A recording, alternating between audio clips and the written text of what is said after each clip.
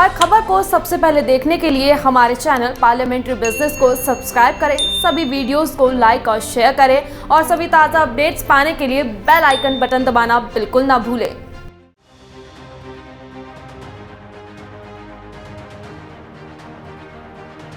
दूसरों की तरक्की का नींव की बुनियाद अपने खून पसीने से रखने वाले मजदूर की दास्तान ही कुछ अजीब है।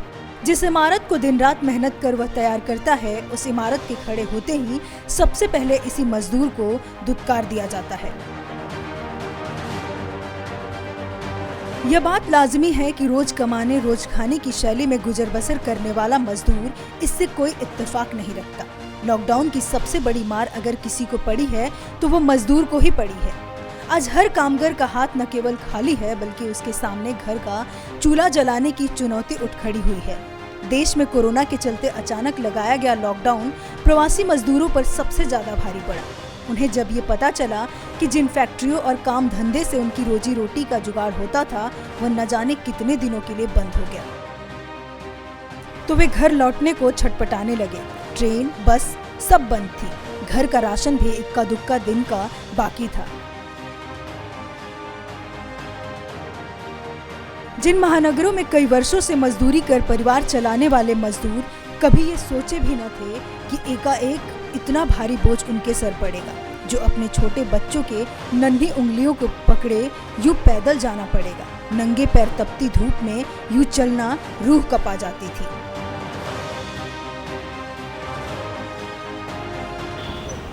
चीन के वुहान से शुरू हुआ कोरोना अब पूरे देश में अपना पैर पसार चुका है।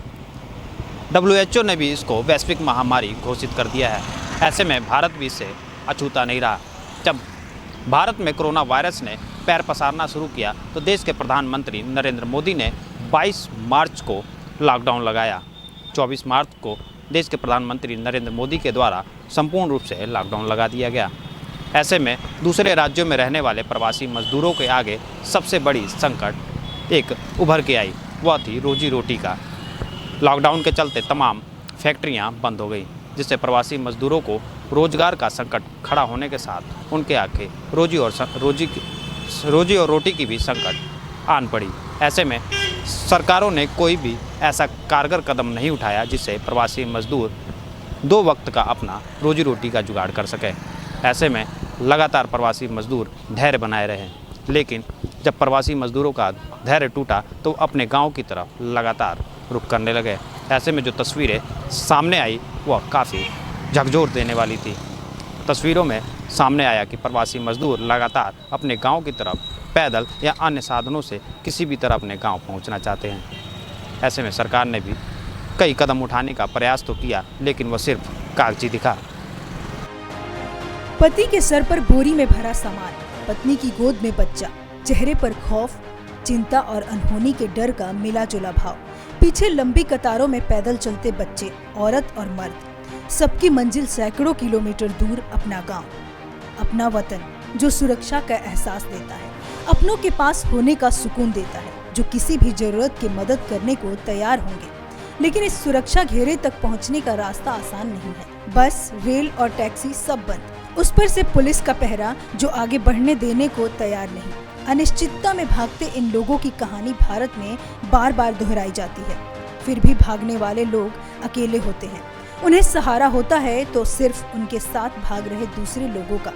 कोरोना ने शहर से गांवों की ओर भागने वाले लोगों की कहानी में एक और अध्याय जोड़ दिया है।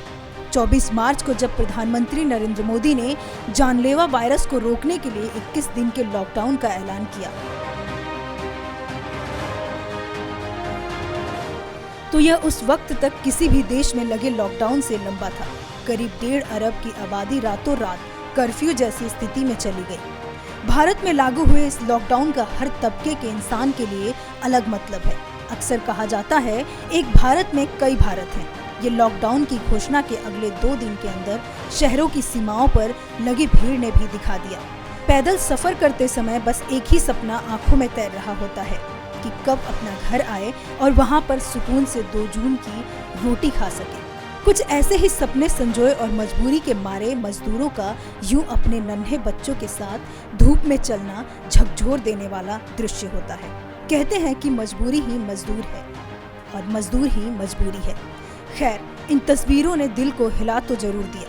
मजदूरों की मजबूरी, शायद यही वजह है कि भीड़ में मुट्ठियां और दांत भींचे खड़े अधिकांश लोगों के चेहरों पर चिंता तो है, मगर उनकी आंखों में अपने अपने ठिकाने तक पहुंचने का साहस भी साफ दिखाई दिया।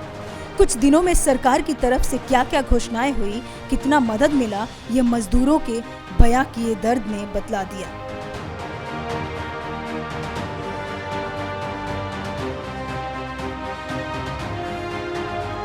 ये घर में खर्ची नहीं है तो फिर क्या करेंगे इधर रहकर, कुछ ना कुछ तो करना पड़ेगा कि नहीं। इतना दिन 6 महीना हो गया, एक बताइए हम क्या खाएंगे, बच्चों को क्या खिलाएंगे। परेशानी ये है, हम लोग को मजबूरी है जाना, तो कहीं ना कहीं काम तो करना है। मजदूर आदमी सरकार तो ये करे थी कि जितने भी प्रवासी मजदूर आ रहे हैं सबको मनरेगा के तहत काम और सरकार तो कर रही है भाई, कहाँ मिल रहा है ना, कहाँ मिल रहा है। यहाँ मिलता फैक्ट्री रहता, कोई रोजगार रहता तो हम लोग बाहर जाता, यहाँ पर नहीं जाता। यही पर अपना काम करता, हम लोग अपने गांव में रहता। शौक है यहाँ से जाएंगे दूसरा जगह मार खाएंगे, या करेंगे वो करेंगे। मान लीजिए रास्ता में हम लोग परेशानी हो रहा है, लॉकडाउन में कितना हम लोग आने जाने में दुख हुआ है। 3 महीना 2 महीना लग गया रास्ते में आने जाने के, पुलिस ने मारना शुरू कर दिया। बताइए इसी में डर नहीं लग रहा है? क्या करें, डर तो है, हम लोग का डर है। अगर पैसा होता हम लोग तो कश्मीर जाते हैं, घर में रहता हम लोग, अपना बीवी बच्चा खिलाता है, रोजगार नहीं है। जाएंगे तो क्या करेंगे आप? वहाँ तो माहौल हमेशा जो है खराब रहता है। हाँ, तो मजदूरी करेंगे हम लोग, वहाँ पर जाएंगे तो मजदूरी करेंगे, वहाँ तो पैसा मिलेगा तो घर में भेजेंगे।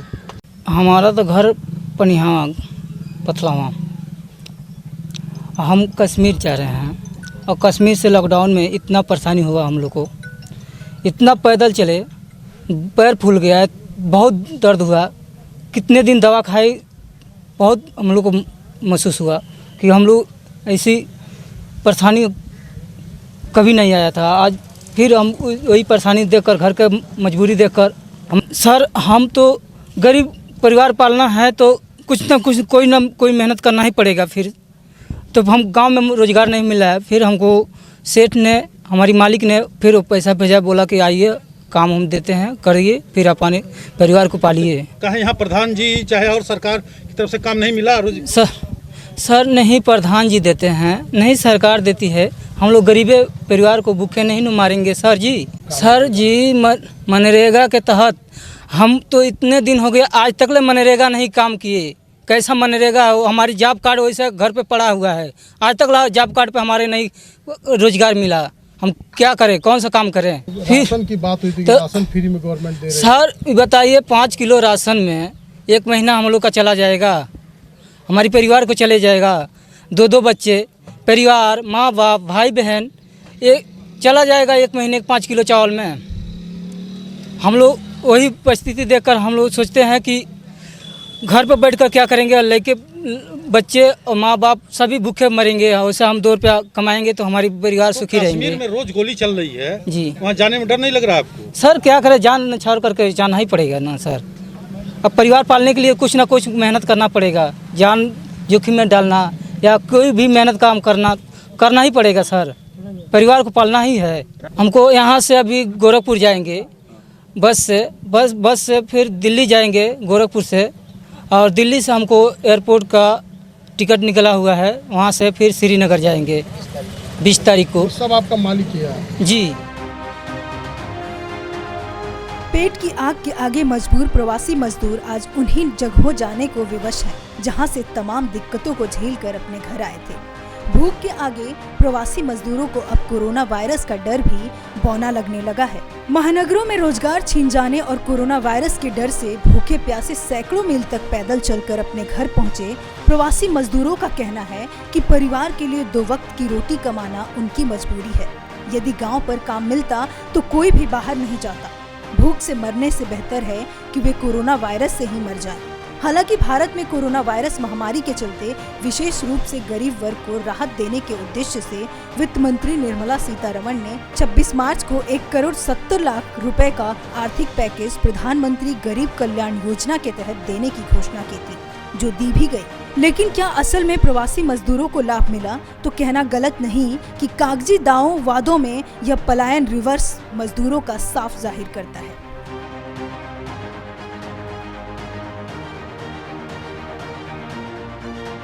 हमने जो लॉकडाउन से बाहर साइड नहीं जा, गांव पे गाँव पे जैसे काम नहीं मिलल है, भूखमरी आ गई है, यही से हमनी के बाहर जाते हैं कश्मीर।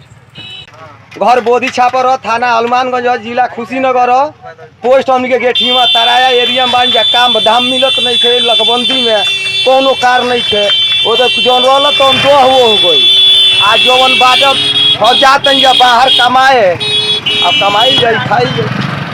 ये भुखमरी में का कर जाइए, मरो ये जो को मरो जाइए, जो को मरो जाइए, कमाए के बाद खाए के बाद। वित्त मंत्री की घोषणाओं में जो खजाने का पिटारा खुला, उसके अंतर्गत बुजुर्ग, गरीब, विधवा और गरीब दिव्यांगों को आगामी 3 महीनों तक 1000 रुपए की राशि सहायता के रूप में देने का निर्णय लिया गया था। 20 करोड़ महिला जनधन खाता धारकों के खातों में अगले 3 महीनों तक हर महीने 500 रुपए जमा किए जाने का निर्णय लिया गया था। पीएम किसान सम्मान निधि के तहत 2000 रुपए की किस्त की राशि 8 करोड़ 70 लाख किसानों के खाते में अप्रैल 2020 के पहले सप्ताह में ही अंतरित कर दी गई थी। साथ ही लगभग 80 करोड़ गरीब नागरिकों को अगले 3 महीनों तक 5 किलो गेहूं या चावल और 1 किलो दाल मुफ्त उपलब्ध कराए जाने की घोषणा की गई थी। इसी प्रकार उज्ज्वला योजना के तहत लाभार्थी महिलाओं को अगले 3 महीनों तक मुफ्त में गैस सिलेंडर देने की घोषणा भी की गई थी। मनरेगा के तहत दी जा रही मजदूरी को 182 रुपए से बढ़ाकर 202 रुपए प्रतिदिन कर दिया गया था, ताकि मजदूरों को आर्थिक परेशानी का सामना नहीं करना पड़े। परंतु इस तरह के उपाय असंगठित क्षेत्र में काम कर रहे श्रमिकों को भी अल्पकाल में सहायता पहुंचाने के लिए ही कार्य कर सकते हैं और लंबी अवधि के लिए इनकी समस्याओं का हल निकालने के लिए तो समग्र आधार पर ही योजना बनाए जाने की आज अत्यधिक आवश्यकता है। भले ही सरकार द्वारा खजाने का मुंह खोल देने के बाद भी प्रवासी मजदूरों को काम नहीं मिल पा रहा है। खतरे के बारे में जानते हुए भी वे मुंबई, कश्मीर जैसी जगहों पर भी जाने से नहीं हिचक रहे हैं। केवल कुशीनगर जनपद से ही करीब 1000 प्रवासी मजदूर रोजाना देश के विभिन्न महानगरों को जा रहे हैं। इस पूरे मामले का सबसे चौंकाने वाला पहलू यह है कि कागजों में प्रतिदिन 60 से 70 हजार मजदूरों को मनरेगा के तहत काम देने की बात कही जा रही है।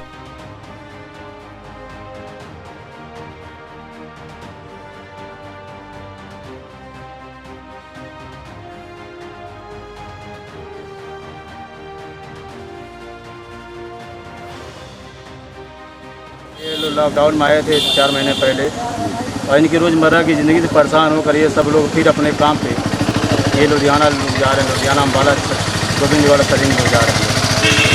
कहाँ घर पड़ेगा ये लोग का? ये कुछ लोग तो यहीं नज़दीक है पिपरा बाज़ार, हाँ, और क्या बोलते हैं ककड़ियार बाज़ार, कप्तानगंज हाथ के लोग हैं। किस जिले से आप लेकर जाएंगे लोगों को? बस ये कुशीनगर जिले से जाएंगे। कहाँ जा रहे हैं आप? हमारा घर पिपरा जो आए है और हम जा रहे हैं लुधियाना। 13 मार्च को आए थे यहाँ पर, तो यहाँ आने के बाद बहुत दिक्कत हो रहा है और रोजी रोटी का व्यवस्था नहीं बन रहा है, इसलिए कंपनी बुला रहे, फिर हम लोग वापस जा रहे हैं। और वहाँ जाने पर क्या होगा ये तो नहीं पता है, लेकिन यहाँ दिक्कत की वजह से जा रहे हैं। यार काम नहीं मिल रहा आप लोग को? कौन सा काम यहाँ मिलेगा? मनरेगा में काम नहीं मिल रहा आप लोग को? कितने लोग काम मिलेगा? ये काम करती था वो परेशान वाली कहीं कम हुआ नहीं। जान जोखिम में डाल के फिर से जा रहे हैं आप लोग? हाँ है, ये है जान जोखिम में, क्या पता रास्ते में क्या होगा क्या नहीं होगा। अरे जिंदगी जीना तो कुछ ना कुछ तो करना पड़ेगा। लेकिन कड़वी सच्चाई यह है कि सरकार के पुरजोर कोशिश के बावजूद बाहर से आए करीब 72,000 लोगों के सामने रोटी की दुश्वारियां कम नहीं हो रही हैं। प्रवासी श्रमिकों को जॉब कार्ड एवं मनरेगा में कार्य प्रदान करने के बारे में डीसी मनरेगा कार्यालय के 18 अगस्त की रिपोर्ट पर ही गौर किया जाए तो तस्वीर से बहुत कुछ साफ हो जाएगी। डीसी मनरेगा की रिपोर्ट के मुताबिक जिले के 874 ग्राम पंचायतों में ही प्रवासी मजदूर बाहर से चलकर आए। प्रवासी मजदूरों से आच्छादित 629 ग्राम पंचायतों में मनरेगा के तहत काम चल रहा है। 18 अगस्त की रिपोर्ट के मुताबिक प्रवासी मजदूरों की 171 ग्राम पंचायतें ऐसी हैं जहां मनरेगा से कोई कार्य नहीं चल रहा था। यहां यह बता देना जरूरी है कि कुशीनगर जनपद में 1049 ग्राम पंचायतें हैं। शेष बची ग्राम पंचायतों में श्रमिकों के बारे में रिपोर्ट मौन है। 18 अगस्त की इस रिपोर्ट के आधार पर ही बात को आगे बढ़ाई जाए तो बाहर से चलकर जिले में आने वाले प्रवासी मजदूरों की संख्या 14,788 है। इनमें से 6,422 प्रवासी मजदूरों को नवीन जॉब कार्ड निर्गत किया गया, जबकि 3,095 प्रवासी मजदूरों के पास पहले से जॉब कार्ड था। यानी 9,517 प्रवासी मजदूर ही जॉब कार्ड से लैस हैं। शेष 5,271 के पास जॉब कार्ड तक मौजूद नहीं है। कुल मिलाकर 18 अगस्त का यह सरकारी आंकड़ा है इस बात की गवाही दे रहा है कि जिले की सरकारी मशीनरी प्रवासी मजदूरों को रोजगार मुहैया कराने में पूरी तरह से विफल हो रही है। यह काम किन मजदूरों को दिया जा रहा है यह तो जांच का विषय है, लेकिन बाहर से आए मजबूर मजदूरों को काम देने के बारे में अदम गोंडवी की यह 2 लाइनें ही काफी है। तुम्हारी फाइलों में गाँव का मौसम गुलाबी है, मगर ये आंकड़े झूठे हैं, दावा किताबी है। प्रवासी मजदूर अपने गांव तो आ गए, लेकिन सरकार की तरफ से जो तमाम वादे किए गए थे प्रवासी मजदूरों को रोजगार देने का, वह कागजी साबित हुआ। जब पार्लियामेंट्री बिजनेस के द्वारा ग्राउंड रिपोर्ट पे इसकी पड़ताल की गई तो पता चला कि जो दावे थे और जो वादे सरकार के थे वह सिर्फ कागजी थे। ऐसे में प्रवासी मजदूर गांव तो आए, लेकिन उनको रोजगार नहीं दिया गया। लगातार प्रवासी मजदूरों को रोजगार ना मिलने से जो दूसरे राज्यों में संकट उनके सामने खड़ी हुई थी वह अब गांव में भी आन पड़ी। ऐसे में प्रवासी मजदूरों ने फिर दोबारा उन राज्यों में रुख करना शुरू किया जहां वह काम करते थे। जिन फैक्ट्रियों में वह काम करते थे, अब वह फैक्ट्री मालिक भी अपने प्रवासी मजदूरों को वापस बुला रही है। बस से या अन्य साधनों से, यहाँ तक कि एयर फ्लाइट से भी प्रवासी मजदूरों को बुलाया जा रहा है। जब प्रवासी मजदूरों के ऊपर संकट था तब यह फैक्ट्री मालिक सामने नहीं आए। जब उनको ज़रूरत पड़ी है तो प्रवासी मजदूरों के लिए खुलकर मदद करने के लिए सामने आ रहे हैं। सरकार तो तमाम जो वादे कर चुकी थी और जो आज भी कर रही है, उन दावों की हकीकत हमारी पड़ताल में बिल्कुल फेल पाई गई।